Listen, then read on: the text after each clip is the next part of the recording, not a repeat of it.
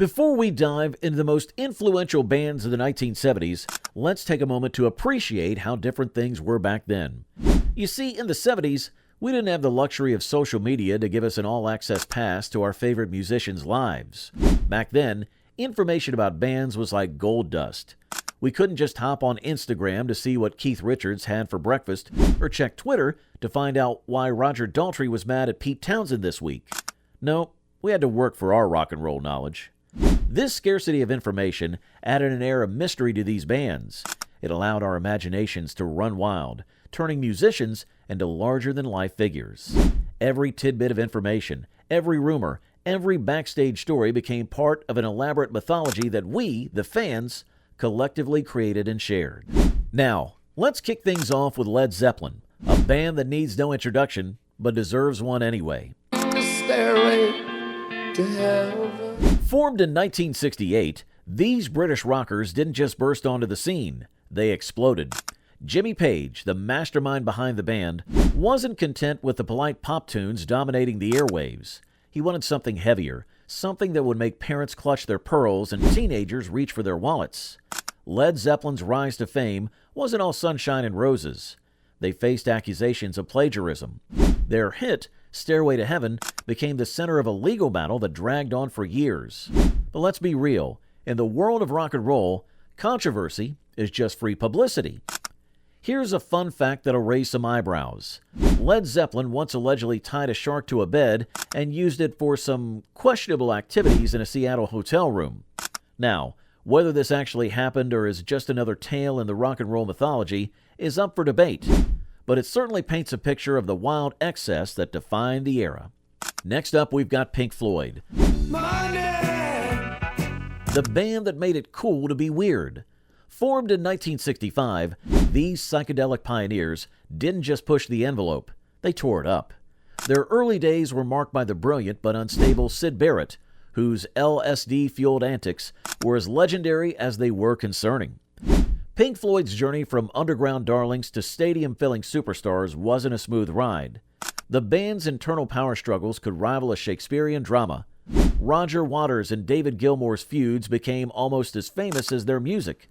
But it was this tension that gave us masterpieces like The Wall and Dark Side of the Moon. Did you know that Pink Floyd once performed a concert in Venice, Italy that was so loud it allegedly caused plaster to fall from the ceilings of nearby buildings? The city council was not amused, and the band was banned from performing there again. Talk about leaving a lasting impression. Now let's talk about the Rolling Stones, the bad boys of rock who somehow managed to outlive their own reputation. Formed in 1962, these guys were already veterans by the time the 70s rolled around. But don't think for a second that they were ready to settle down and play nice. The Stones' journey through the 70s was a roller coaster of epic proportions. They dodged drug bust, tax evasion charges, and enough scandals to fill a tabloid. Mick Jagger and Keith Richards weren't just bandmates, they were partners in crime, pushing each other to new heights and lows of rock and roll excess. Here's a juicy tidbit. Keith Richards once stayed awake for 9 days straight. 9 days!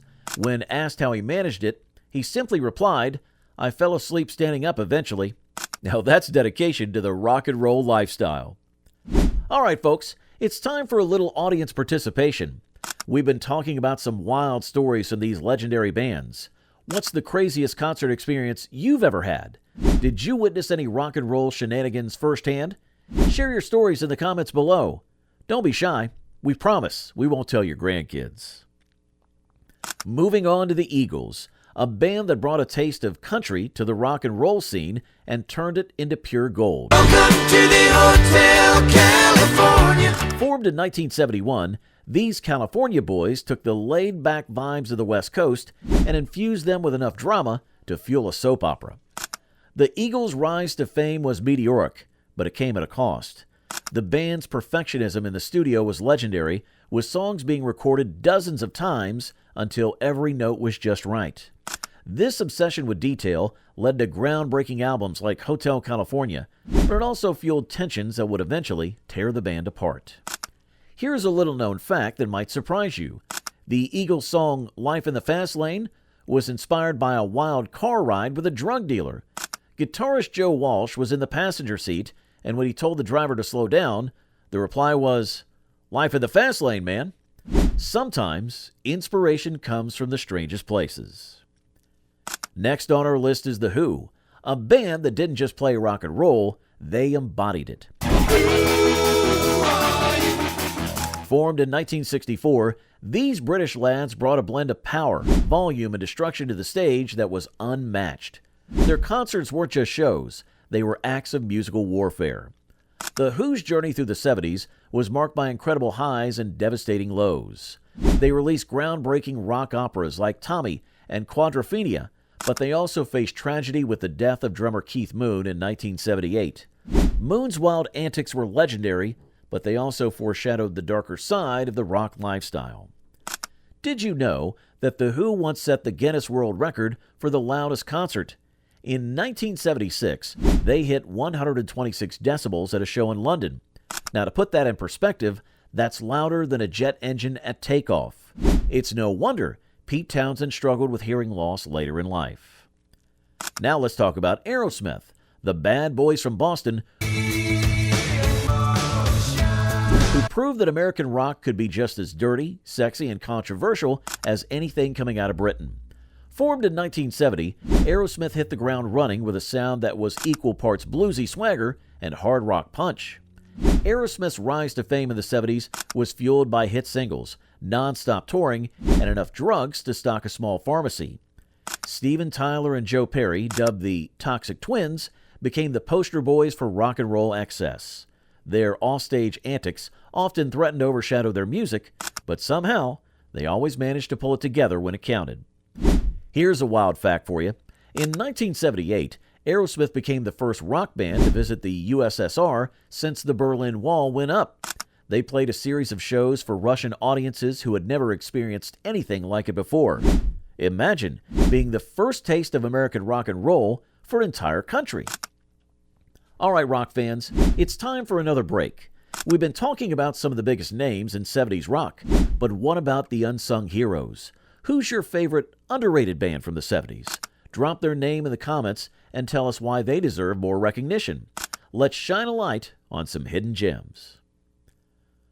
Moving on to ACDC, the Australian rockers who proved that sometimes the simplest approach is the best. Formed in 1973 by brothers Malcolm and Angus Young, ACDC came onto the scene with a straightforward mission: to rock as hard and as loud as humanly possible. ACDC's rise to global stardom wasn't without its hurdles.